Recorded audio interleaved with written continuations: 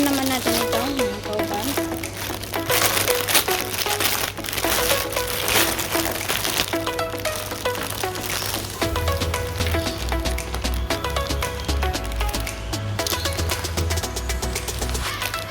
Ito yung balon na gagamitin natin.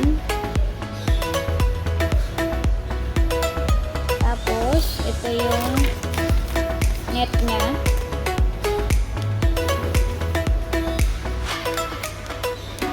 Tapos, ito yung cover niya sa flower bouquet na gagamitin.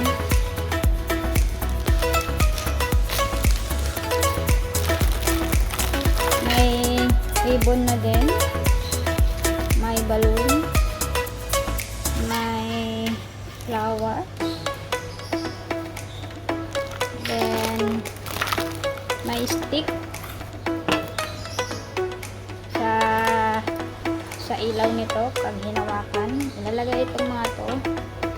Tapos, lagyan na lang ng battery. Tapos, may yung sa may baba ng balon. Parang hawakan niya. So, ayan. Hintayin nyo na lang mga kaugag kung anong magiging kalalabasan ng project ko ito para sa surprise gift ko para sa anniversary namin ng GF ko. Tsaka isisingit ko, saan ko na ito kahapon mga kaugag. Ito yung diniliver nila kahapon. Isa rin sa mga gagamitin ko sa project ko. So, ito siya. Happy anniversary.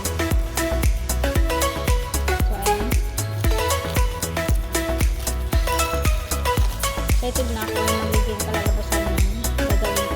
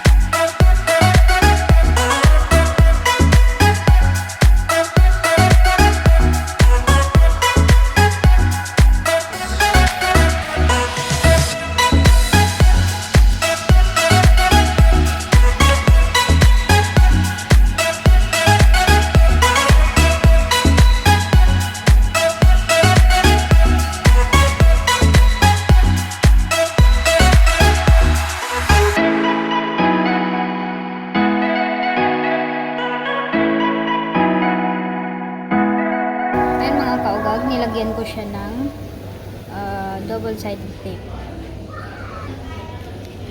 So, dahan-dahan lang mga kaugag para hindi masira yung balon natin.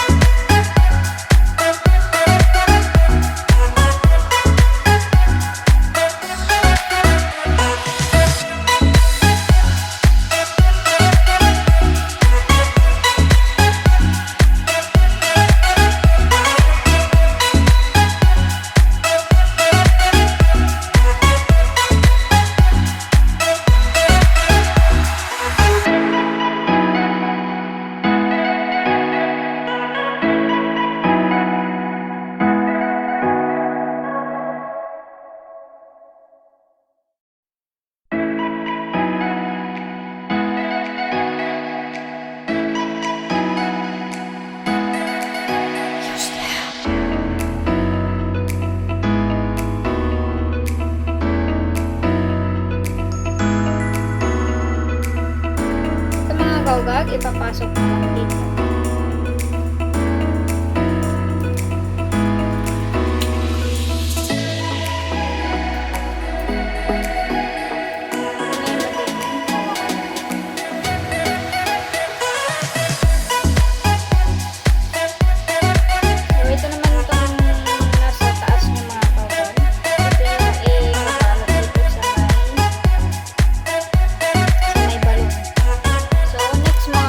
Na gagawin